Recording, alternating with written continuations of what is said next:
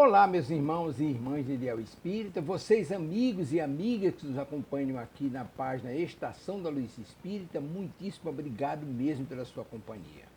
A nossa página Estação da Luz Espírita não tem fins lucrativos, o objetivo é a divulgação da doutrina espírita.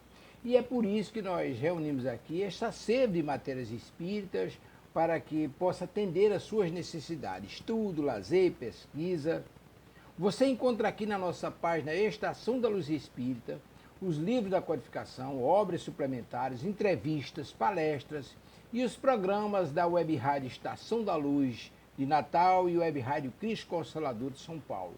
Ou seja, um acervo que atenda às suas necessidades, sem fins lucrativos. O objetivo é a divulgação da doutrina espírita. E agora eu convido você para nos acompanhar na reprodução de mais esse trabalho imperdível. Muito obrigado mesmo pela sua companhia e vamos juntos!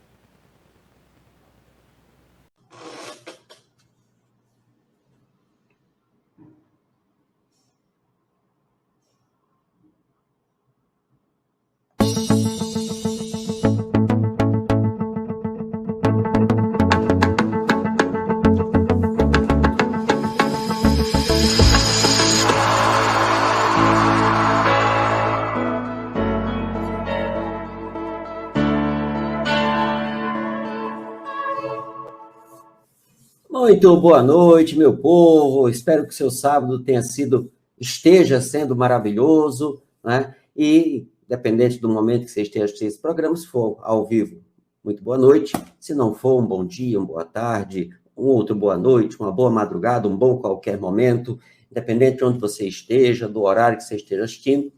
Queremos deixar aqui um abraço para a nossa querida Silvia, o nosso querido Delson, né? Que coordenam e que nos acolhem nos estudos virtuais da Web Rádio Cristo Consolador, do mesmo modo o pessoal da TV Abel, que retransmite os nossos programas, turma parceira, né?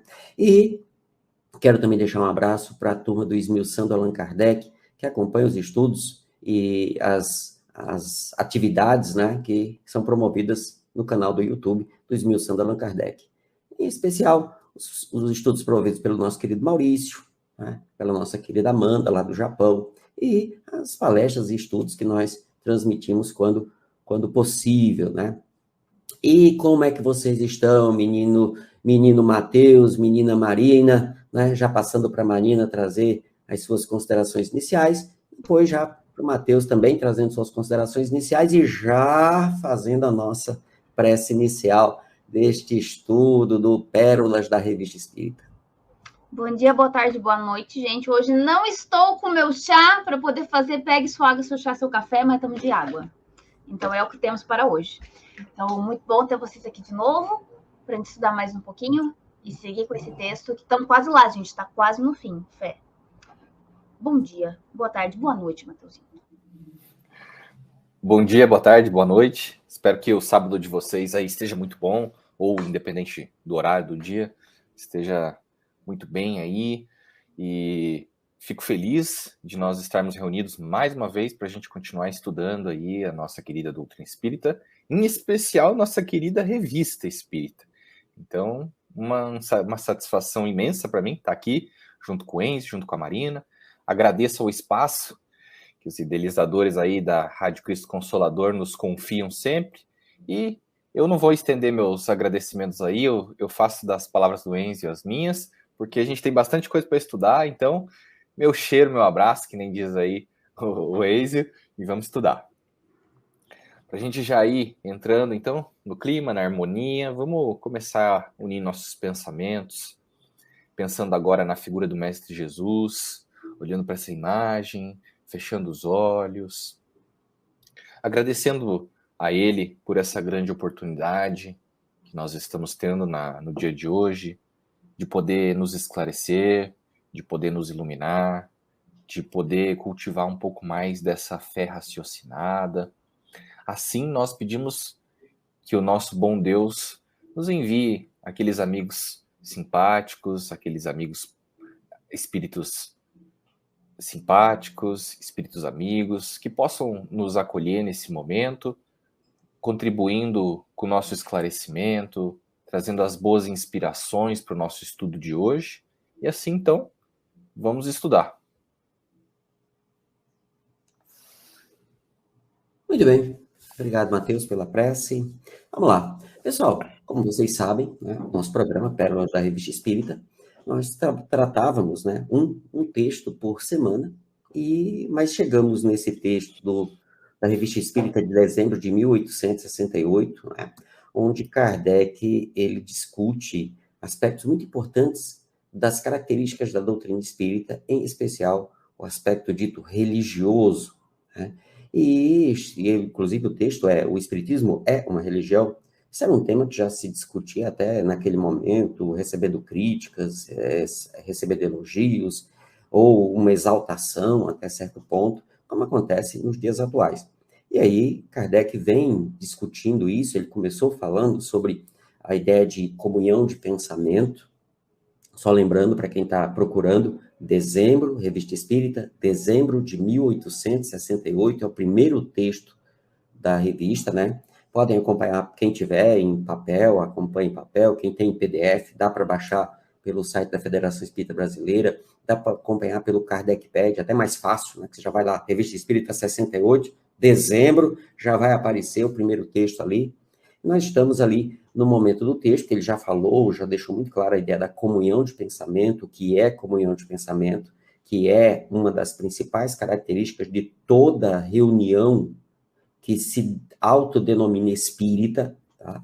E aí ele está na parte do texto que ele fala especificamente da questão da religião, né? E eu vou retomar, assim, numa leitura, só para a gente lembrar, pontos que nós já trabalhamos nas 3 últimas semanas, né? Então, só para voltar aí, onde Kardec diz assim: por que, então, temos declarado que o Espiritismo não é uma religião? Por quê? Porque na parte anterior ele vai dizer, não, o Espiritismo, em seu sentido filosófico, é uma religião, mas no sentido filosófico. Lembrando que a expressão sentido filosófico estabelece que aquilo ao qual você vincula a expressão segue uma proposta filosófica em si. Então, a ideia de um pensamento raciocinado, seguindo as propostas da lógica, que é uma das ferramentas que a filosofia usa para produzir seu conhecimento. Então, quando coloca aqui, no sentido filosófico, o Espiritismo é uma religião, ou é a religião, ou é religião, vai depender muito da tradução que você está seguindo da Revista Espírita, ele está dizendo isso, que tem esse aspecto religioso, porém, em sentido filosófico, e não em sentido institucionalizado. E aí, por isso que ele fala, né? Ele diz no parágrafo que o Espiritismo no sentido filosófico é uma religião, e no seguinte, aí por isso que eu estou retomando, por que então declaramos que o Espiritismo não é uma religião? Em razão de não haver senão uma palavra para exprimir 2 ideias diferentes, e que, na opinião geral, a palavra religião é inseparável da palavra culto, porque desperta exclusivamente uma ideia de forma que o Espiritismo não tem. Então, o Espiritismo não tem assim, tem que ser desse jeito, daquele jeito, funciona assim, funciona assado. A única coisa que Kardec sugere que exista numa reunião espírita é uma prece de agradecimento no início e de chamada, de evocação dos bons espíritos, e uma prece de agradecimento no encerramento. É a única coisa. O resto, isso acontece nos lugares onde a atividade esteja mais adequada para acontecer. E ponto. Sem essa ou aquela formalidade, além da prece inicial e da prece de agradecimento. Então, em razão de não haver senão a palavra para exprimir 2 ideias diferentes, e que, na opinião geral, a palavra religião é inseparável da de culto, porque desperta exclusivamente uma ideia de forma que o Espiritismo não tem. Se o Espiritismo se dissesse uma religião, o público não veria aí mais do que uma nova edição, uma variante, se quiser, dos princípios absolutos em matéria de fé.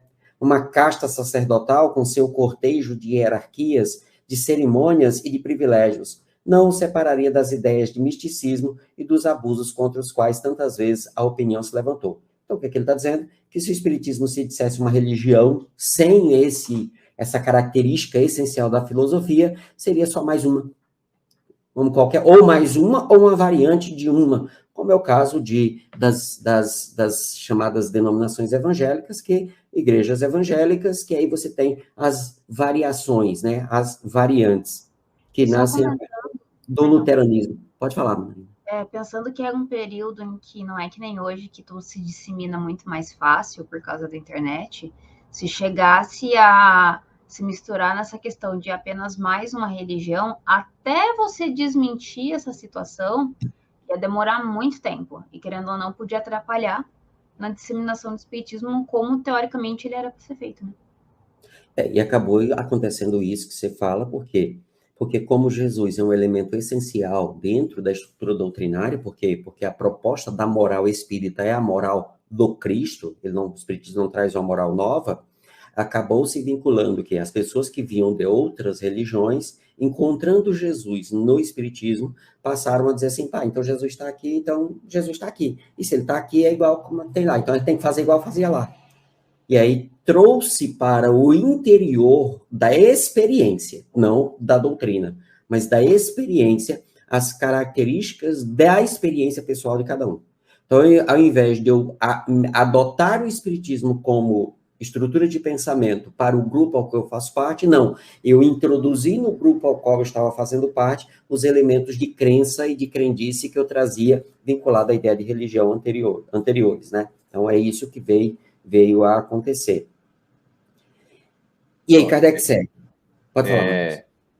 Não, tem dois aspectos interessantes aí. Um, pensando que a gente, quando começa a fazer esse estudo aqui do Evangelho em si, com esse olhar que Kardec nos propõe da revista do Espiritismo, a gente passa a ver que o Evangelho, na verdade, ele é algo para sair do simbolismo, né? Tirar aquela ideia de você só encontra Deus em um ambiente tal. Então, tirar, né, seria um passo para sair do simbolismo.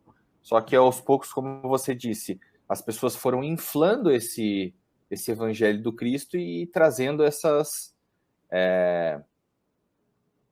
cultos, esse rito, tudo, né? Introduzindo isso no evangelho. Eu não diria, sabe, Mateus, tirar o simbolismo, porque na nossa estrutura psicológica, os símbolos eles têm um papel muito importante na própria construção das nossas estruturas mentais e psíquicas. Eu diria que a doutrina e Kardec vão propor uma ressignificação dos símbolos. Ótimo, não é? Melhor essa palavra.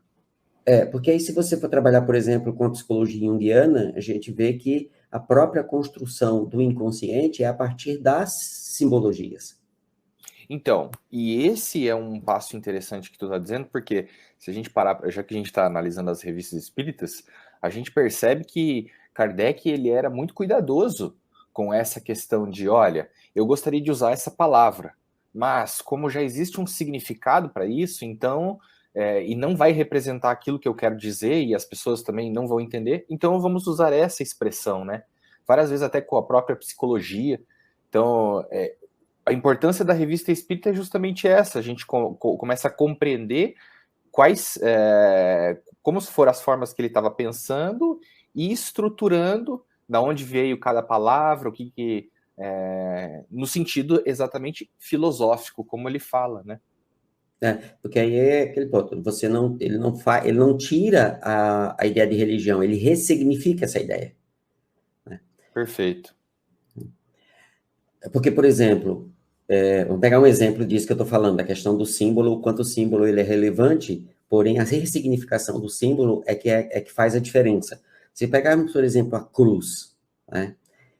A doutrina espírita compreende, até a gente for ver lá na Gênese, quando Kardec está discutindo momentos da passagem dos evangelhos e na revista espírita, em outros momentos, quer dizer, o momento da crucificação do Cristo, quando ele faz a análise filosófica daquele evento, você tem uma compreensão completamente diferente da compreensão das religiões no sentido mais tradicional da expressão, né? Ou a cruz é um momento da salvação, ou a cruz é um momento do sacrifício maior, né? E quando a gente vai olhar até pegando um exemplo, Emmanuel, que faz análises assim, muito consistentes das passagens do Evangelho, né? A palavra redenção aparece muito ali, mas não para o Cristo, mas como um evento que tem toda uma referência de redenção para o indivíduo.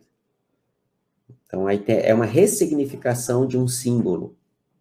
É por isso que o Evangelho é o nosso instrumento de transformação, né? Ressignificação. Exatamente. Né? Por isso, quando a gente só vai conseguir fazer isso, a gente usar essa proposta filosófica que Kardec atende, ou que Kardec propõe, né?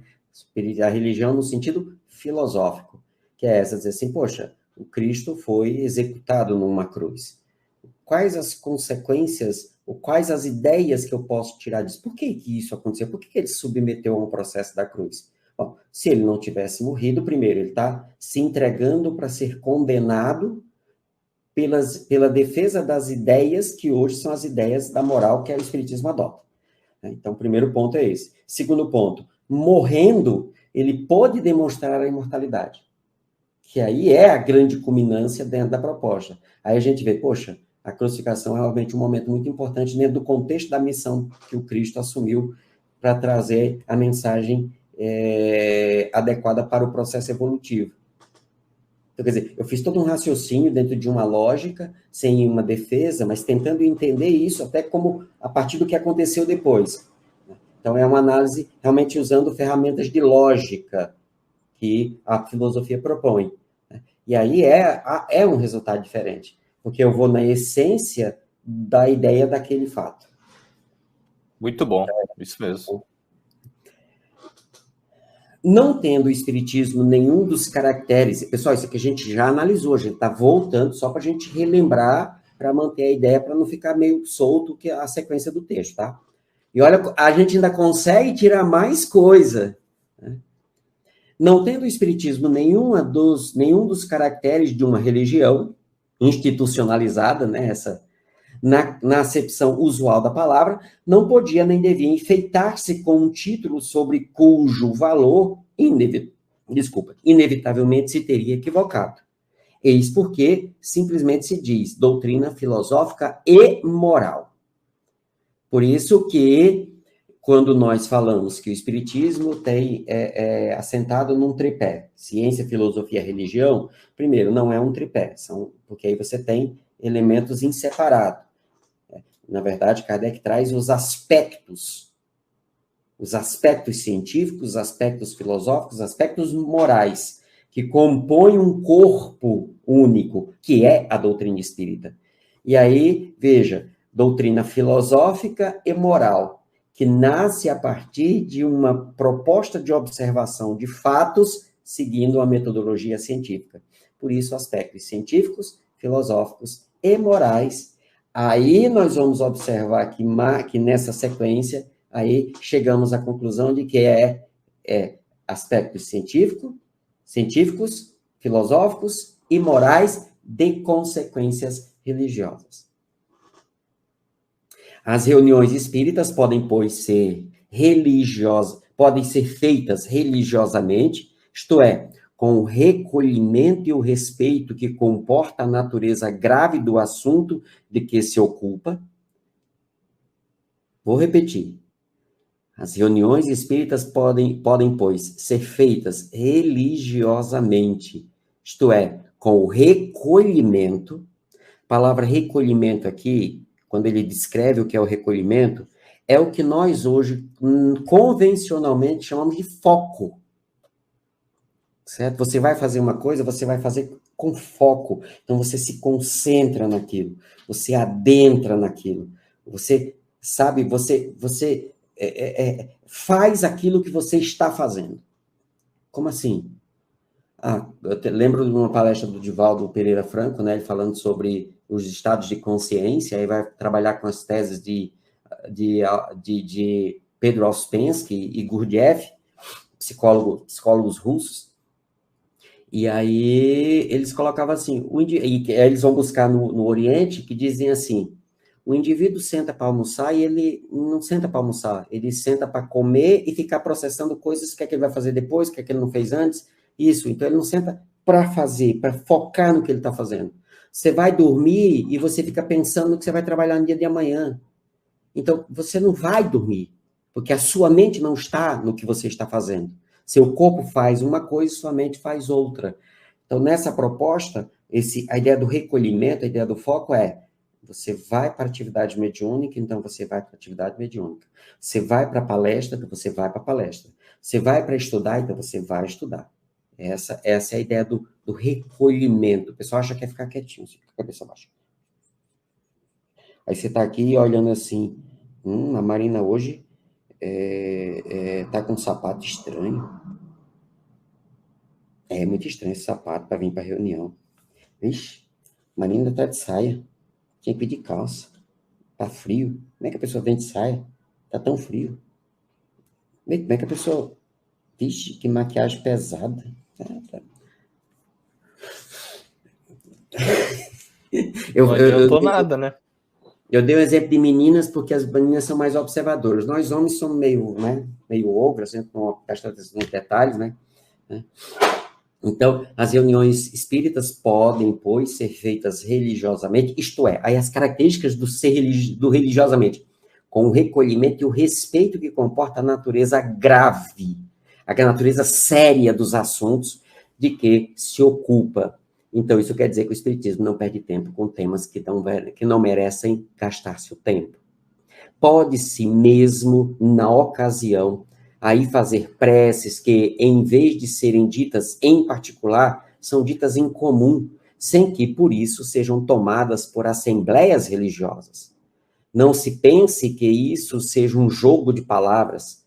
A nuance é perfeitamente clara, e a aparente confusão não provém senão da falta de uma palavra para cada ideia, porque é a questão da prece. Então, você faz a prece, é um momento ali de integração com os espíritos superiores, com Deus, com o Cristo, com Maria, ou com aqueles espíritos que você tenha mais vínculos afetivos. E por isso mesmo, não vai se dizer que é um culto religioso, né? Então, isso foi o que nós vimos até o momento, né? Então, para lembrar desses pontos. Vocês querem acrescentar mais alguma coisa, meninos? É isso que ele fala ali no final, né? É difícil, ele tenta dizer assim no final, né? Que é difícil esclarecer isso, porque quando se tem uma confusão é porque falta um vocábulo para cada ideia, né? Então, se a gente joga tudo como se fosse religião, a ideia pré-concebida que as pessoas têm de religião distorceria qual é a proposta do espiritismo em si. Então, como não tem palavras suficientes, ele vai tentando explicar aí, pedacinho por pedacinho, desde a questão das assembleias ali religiosas que ele vem falar, né? Então, Kardec é muito cuidadoso nessa parte, né? Não tem como você dizer que não sabia o que ele quis dizer. E apesar de ele colocar, na época, as palavras que eram certinhas, às vezes por comodidade, hoje em dia, é muito comum em casa espírita mudar uns termos para facilitar para as pessoas. E às vezes, por você facilitar a questão do vocabulário que você está usando, você foge, às vezes, da ideia do que o Kardec queria naquela época. Isso é perigoso, porque quando você faz uma substituição de palavras, mas não muda o sentido, tudo bem, mas quando você muda as palavras para facilitar o sentido, quer dizer, para facilitar o sentido, você já está mudando o próprio sentido. Um exemplo que posso dar, eu estava lendo há pouco, né? Então, e o respeito que comporta a natureza grave dos assuntos. Aí eu disse, a seriedade dos assuntos. Então, hoje a gente não fala, a gente tem que ter uma conversa grave. Nós vamos tratar de um assunto grave. Não, a gente tem que, precisamos ter uma conversa porque precisamos tratar de um assunto sério. O sentido é o mesmo. E eu não troquei a palavra para facilitar, eu troquei a palavra porque a palavra hoje é usada assim. Porque a palavra grave tem um outro sentido hoje. Então, o sentido da palavra grave aqui, hoje, nós usamos a palavra sério para trabalhar a mesma ideia. Então, o ajuste da palavra é para que eu entenda o sentido que Kardec, né, que o autor propõe dentro daquilo que ele está escrevendo. Mas, às vezes, é como a Marina disse, um exemplo disso Kardec trabalha a ideia de simpatia entre os espíritos. E nós trocamos a palavra por sintonia. Não é a mesma coisa e não é o mesmo sentido. São coisas diferentes, com sentidos diferentes, só que pegou a ideia de sintonia. porque eu sou médium e eu não sou um rádio. Eu não funciono. Essa questão que a Marina levantou é justamente esse, acho que o propósito que a gente tem que caminhar, né? Compreender que a gente tem que retomar as bases de Kardec. Realmente, ele já deixou tudo pronto, ele já foi muito claro nas ideias. Não há necessidade da gente estar alterando aquilo que ele já trouxe, justamente porque senão vai começar a virar essa confusão, né? Então, eu acho que isso é importante para todos nós. Só que é complicado a gente falar porque tem muita coisa para ser dita sobre isso, né? E às vezes é mais importante a gente fazer do que ficar aqui como se estivesse apenas criticando, né? Mas eu digo isso para nós que estamos estudando aqui, quem está nos assistindo, que a gente tente cuidar com essas pequenas coisas e a gente vai nos policiando e nós vamos já retomando a ideia de Kardec sem se confundir com isso que a Marina falou, né? Então, a gente vai mudando a nossa atitude, automaticamente, quando vê, a gente consegue ir mudando quem está ao nosso redor também, né? Eu acho que essa é uma forma também não conflituosa aí. Eu diria, dando o exemplo, para que se a pessoa quiser, ela mude. Isso mesmo. Bom, continuando. Qual é, pois, o laço que deve existir entre os espíritas? Qual é, pois, o laço que deve existir entre os espíritas? Eles não estão unidos entre si por nenhum contrato material, por nenhuma prática obrigatória. Qual o sentimento no qual se deve confundir todos os pensamentos? Podemos ter pensamentos diferentes, até pensamentos divergentes, porém um sentimento, né, ele se confundirá, porque não se conseguirá identificar a diferença do sentimento nas pessoas que tenham pensamentos diferentes ou divergentes. É um sentimento todo moral, todo espiritual, todo humanitário. O da caridade para com todos, ou, em outras palavras, o amor do próximo, que compreende os vivos e os mortos, pois sabemos que os mortos sempre fazem parte da humanidade.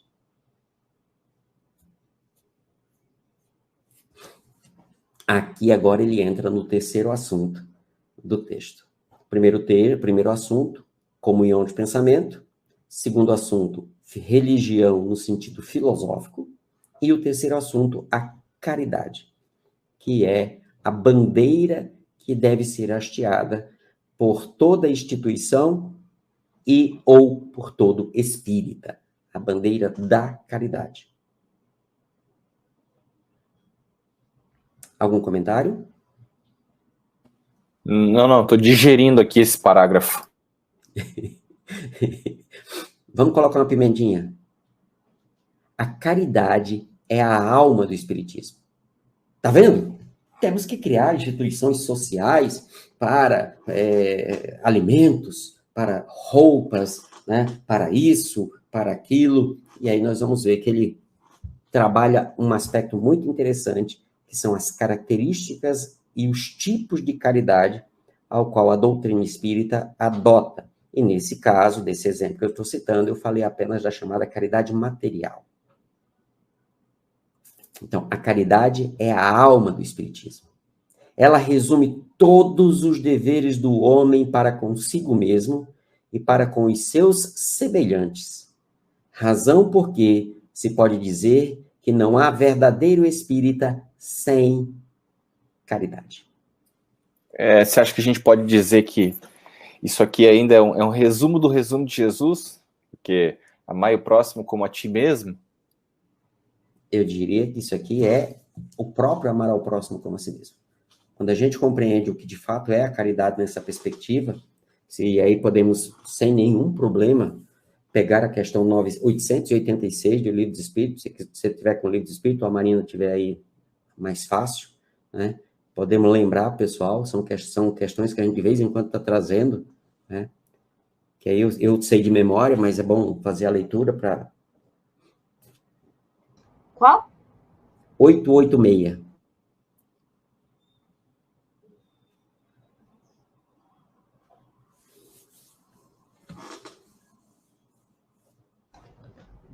Abri.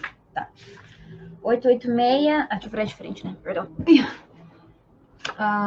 Qual o verdadeiro sentido da palavra caridade como a entendia Jesus? Verdadeiro sentido. Então, não é a expressão, mas o sentido. Sendo o sentido, isso deve estar presente em todas as formas de expressão da ideia de caridade. Então, independente de como a caridade aconteça, é isso que tem que estar na sua essência. É isso que deve estar na sua origem. E, obviamente, perpassando pela expressão. Benevolência para com todos, indulgência para as imperfeições dos outros e perdão das ofensas. Perfeito. Benevolência é a bondade em si mesmo. Então, o ato de ser bom, ou melhor, de ser benevolente para com todos. Então, são mais de 8 bilhões de pessoas. Emmanuel sugere que isso é 1/3 da população do planeta, então, em torno de 20 a 25 bilhões de seres aqui no planeta Terra. Então, devemos ser benevolência, devemos ser bondade para 24, 25 bilhões de seres neste planeta. Então, independe se você gosta da pessoa ou não, independe quem seja ou que, se morto, se vivo, não importa. Bondade, benevolência para todos. Indulgência para as imperfeições dos outros, para imperfeições alheias. Quando alguém transgride a lei divina, quando alguém tem uma conduta que você discorda, você deve ser indulgente. É a ideia do ser compreensivo para as atitudes do outro.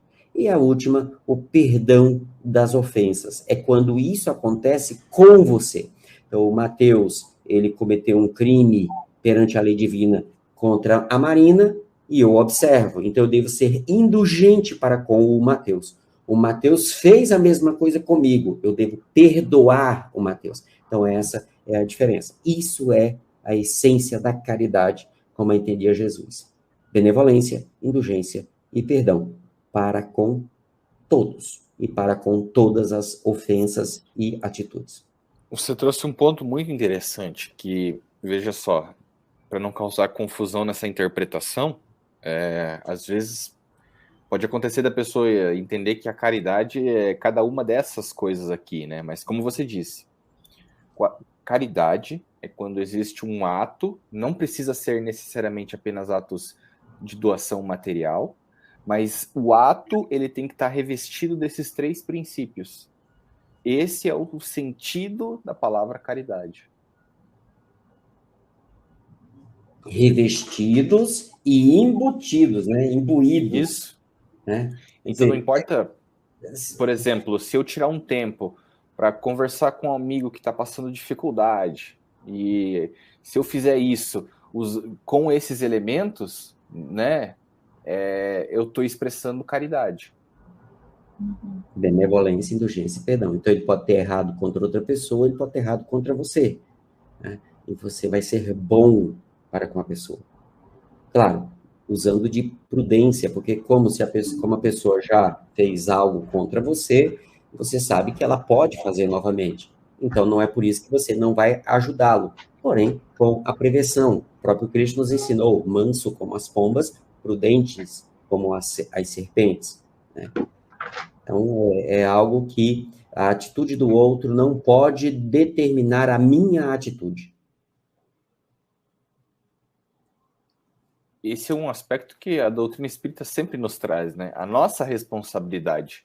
Sempre nessa perspectiva de sair do vitimismo, começar a olhar para as causas, para as circunstâncias, para as pessoas, como oportunidades da gente ir desenvolvendo e aprimorando nossos sentimentos, nossas emoções, e aí a gente pode fazer melhores escolhas olhando do nosso modelo e guia, de Jesus. Né? Perfeito. Marina? Não, tava processando, lembrando do BIP, né? Porque eu sempre que eu leio essa ali, eu penso como a questão do BIP. Aí eu só tava bem que nem quando o Mateus fala, né, cara, fora da caridade realmente não há salvação, como ele tá na frasezinha dele, né? Então, tava só matutando essa questão. Tic-teco A Marina devagar. falou BIP, né? A Marina falou BIP, é BIP, benevolência, indulgência, perdão, BIP.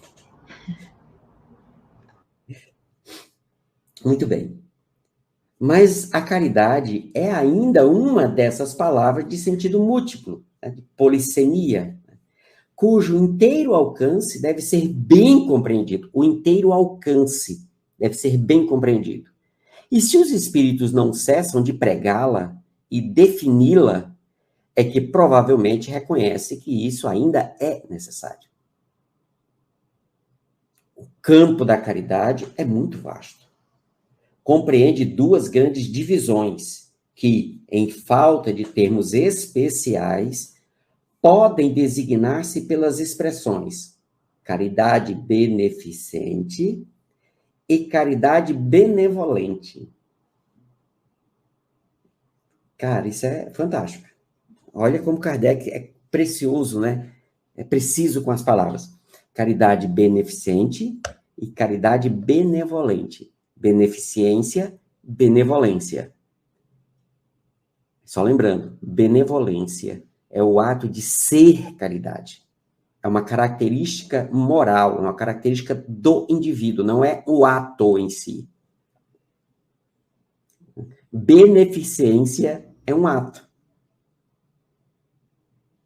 Porque eu posso usar de beneficência sem necessariamente ser beneficente. Resumo, né? Fazer caridade é uma coisa, ser caridoso é outra coisa. Ser caridoso é outra. Né? Então, vamos lá. Eu acho que a gente podia encerrar e ir para casa dormir, né? Mas aí tem aquele ponto que a gente já discutiu sobre isso, né? Como somos imperfeitos ainda, é muito difícil a gente conseguir fazer as coisas sem esperar nada em troca que seja. Então é difícil a gente conseguir ser caridoso assim o tempo todo.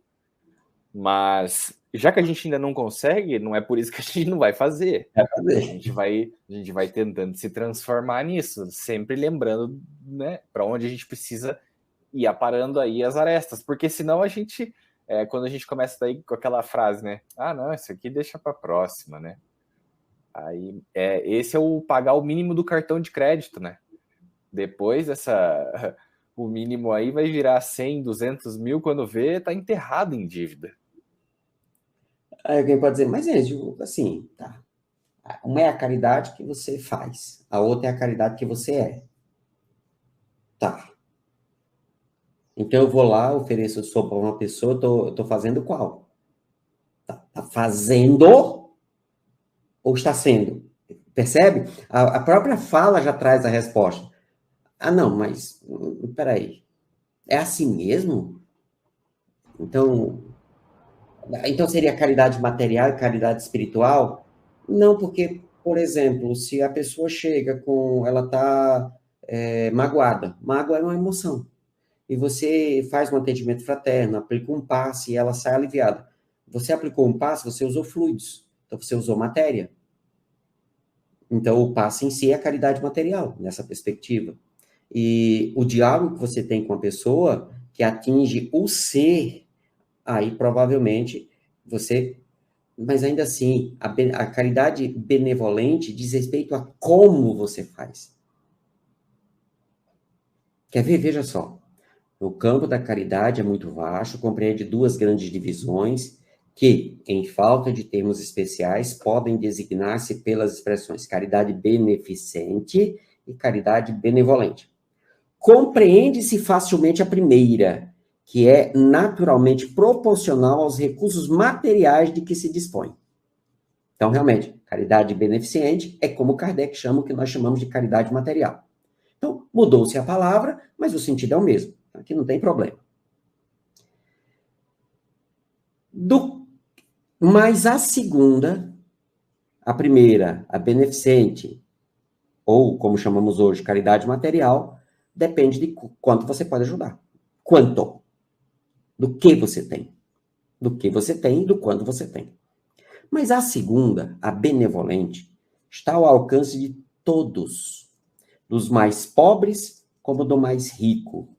Se beneficência é forçosamente limitada, nada além da vontade poderia estabelecer limites à benevolência.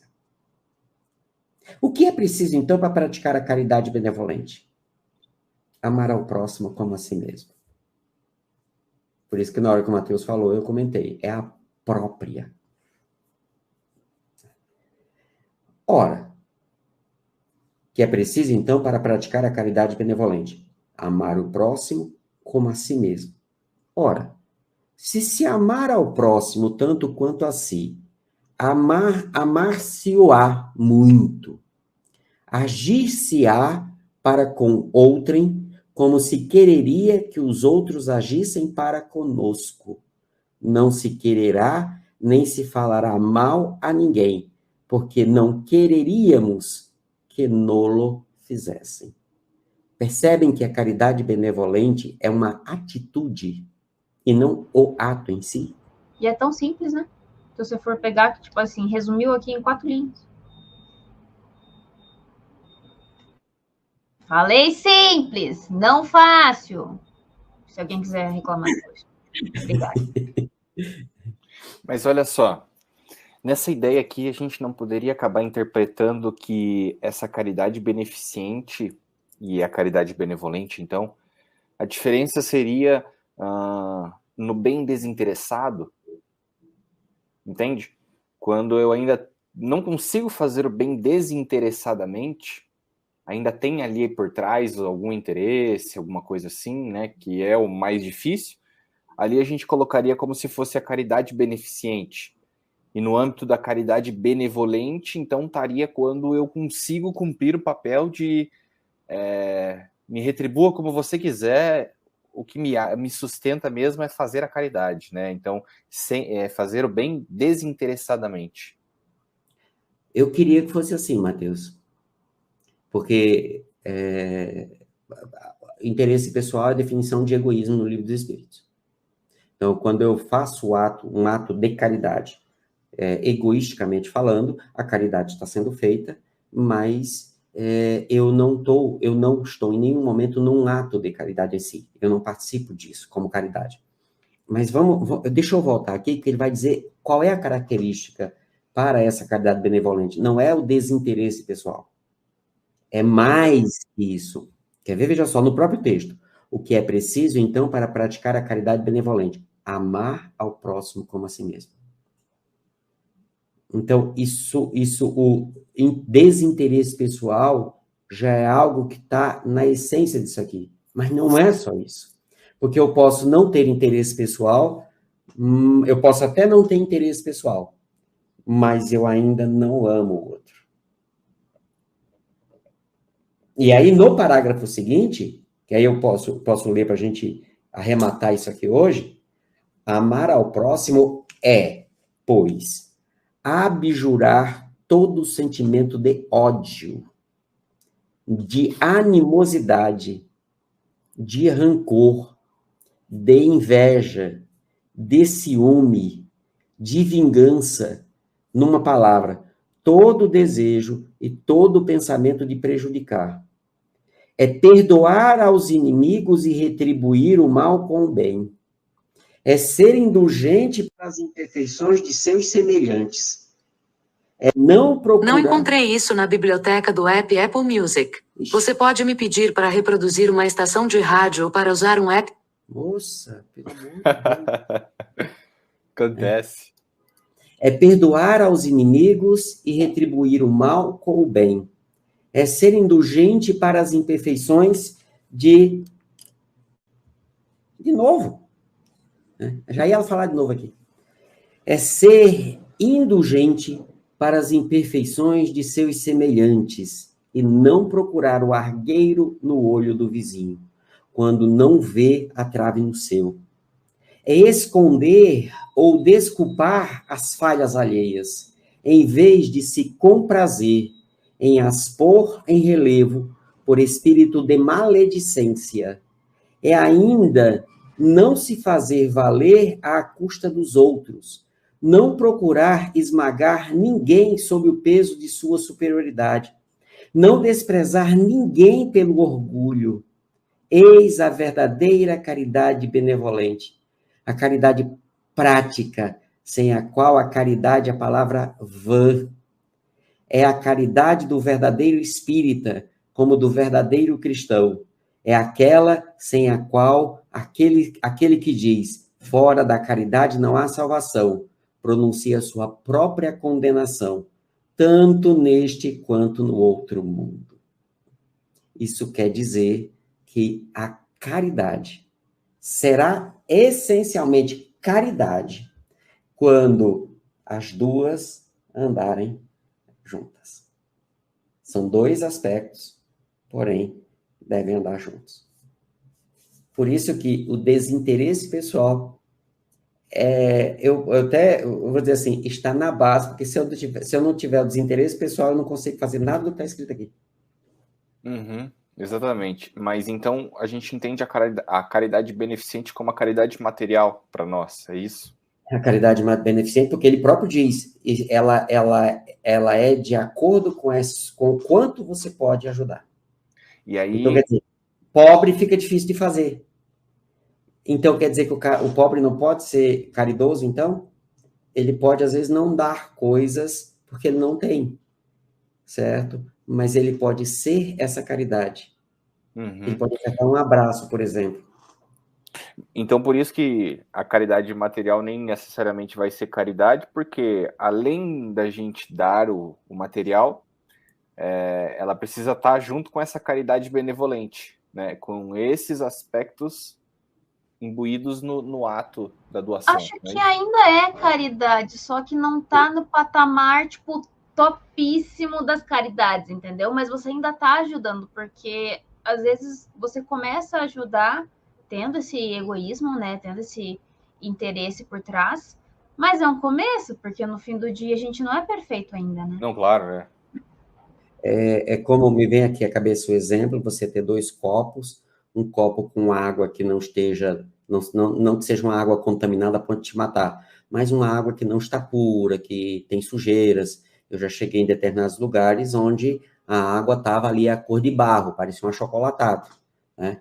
E você tem a água pura, né? H2O, e aquela água que, sendo H2O, tem aqueles elementos que as instituições de saúde estabelecem que deve ter como complemento, né? Ambas são água, mas água pura, na sua essência, é somente aquela que é só H2O e mais um ou outro detalhe que tem que ter conforme especificações legais.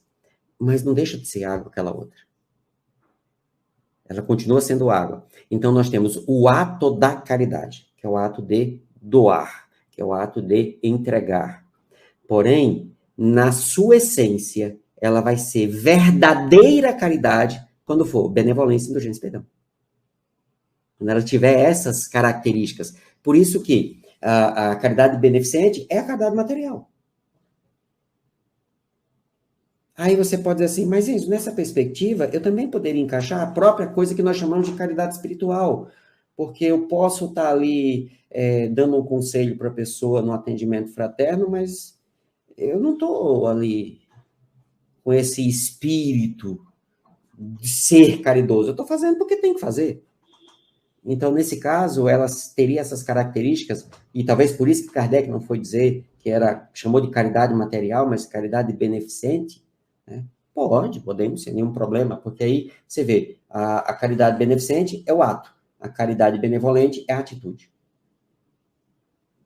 Dentro do que a gente está lendo aqui, né? Essa caridade que tu está falando de, por exemplo, contribuir lá no centro com atendimento fraterno e tal, não, eu acho que ela seria, digamos assim, um subgrupo de tipos de caridade.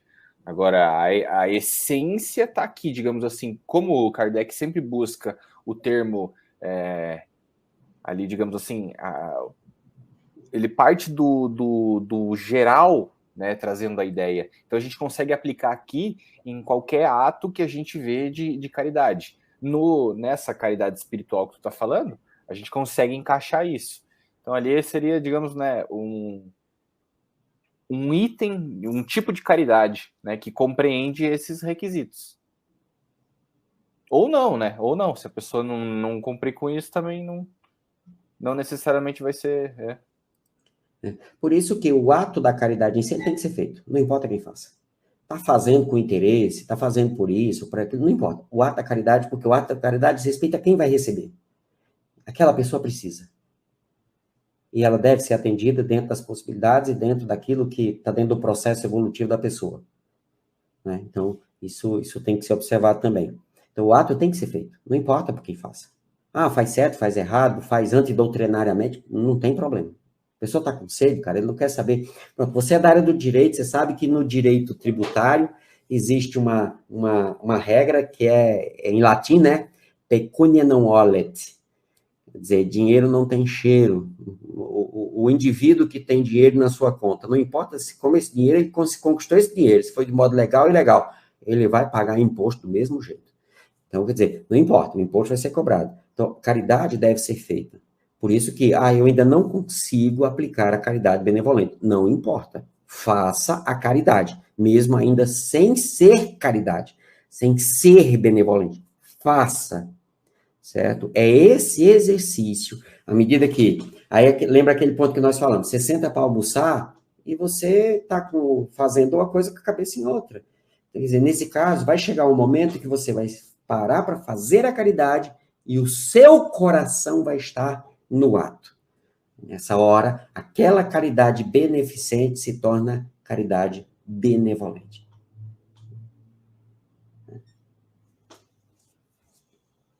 Muito bom. Isso mesmo.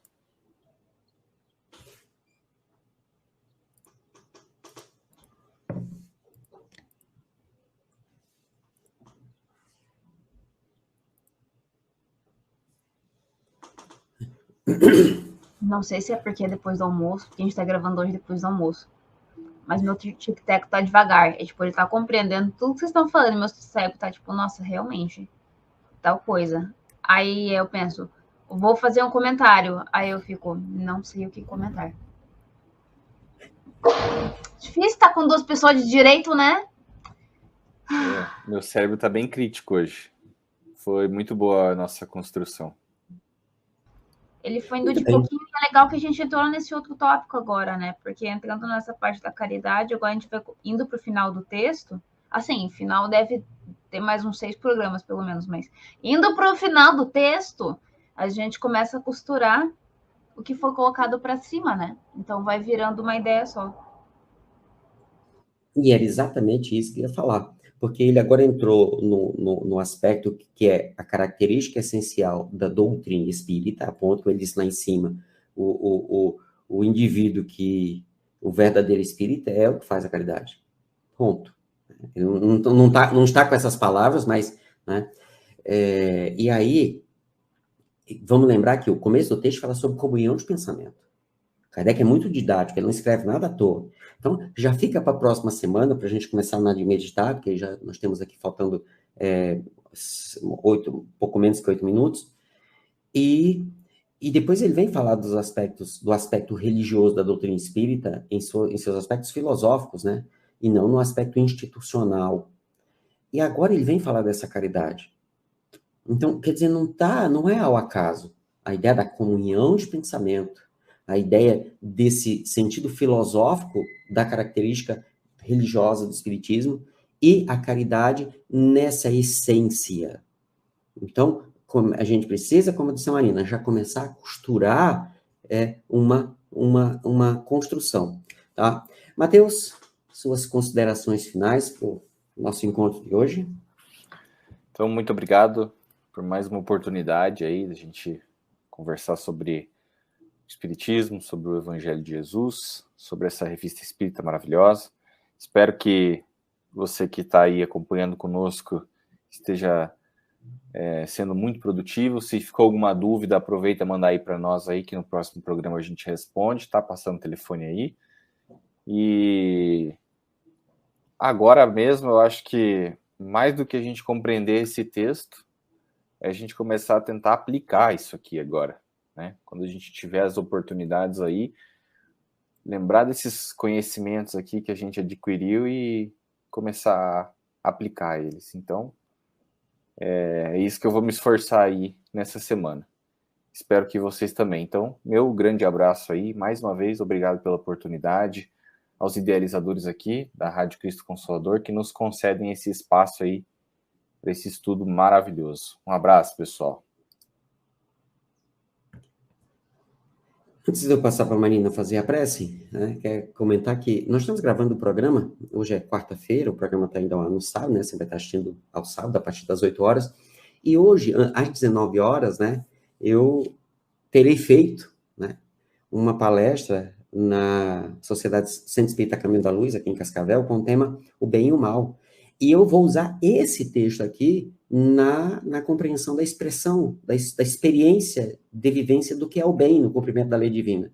Se bem, provavelmente eu vou estar transmitindo, se a internet estiver ok, e vocês vão ver que quem estiver acompanhando a palestra vai ouvir 2 vezes, né, coisas que nós estamos comentando aqui. Muito bem, Marina. 4 minutos, suas considerações finais, né? Bem tranquila. Na paz. E depois a prece de agradecimento. Eu acho que agora é um dos momentos que vale. A gente trabalhou várias coisas desse texto, né? Então a gente veio, como o Enzo falou, da comunhão, a gente veio parar se realmente de fato é uma religião ou não, ver agora a questão da caridade. Então, às vezes, vale a pena, lá eu falando para vocês anotarem, né? Mas não me matem. Vale a pena começar ou continuar as anotações de vocês e tentar criar vínculos entre esses pontos que a gente colocou. Porque senão, quando a gente, por exemplo, terminar de estudar esse texto, vai passar um tempo, tem risco de esquecer, porque é normal. Então, esse é só um pontinho que acho que pode agregar no estudo de vocês. Pegando mais como pessoa que recém entrou na faculdade de novo e está tendo que estudar, voltar a estudar de novo. Então, pode ajudar a fixar um pouco mais esses assuntos na cabeça de vocês. Então, na verdade, eu não tenho muitos comentários sobre o texto em si, pois, como eu já falei alguns textos para trás, eu gosto justamente de fazer isso, de pegar os pontos e depois amarrar de uma vez só.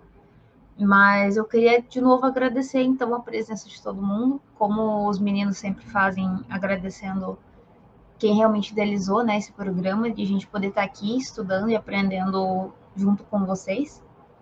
Não se acanhem em mandar mensagens no telefone que está rodando aqui embaixo. A gente vai responder com muito carinho o que a gente souber responder, o que a gente não souber, a gente pesquisa e uma hora a gente traz, confia. Então é isso, gente. Muito obrigada por mais uma semana. E indo para a nossa prece final, agradecendo sempre a Jesus e a espiritualidade, que sempre nos ajudam, nos intuindo nesses momentos de estudo, mas não só neles, mas também no nosso dia a dia, para seguir no caminho, no rumo aos ensinamentos de Jesus, para que a gente possa melhorar cada dia mais, aprender um pouquinho mais e colocar isso em prática. Então, muito obrigada, se cuidem e até semana que vem.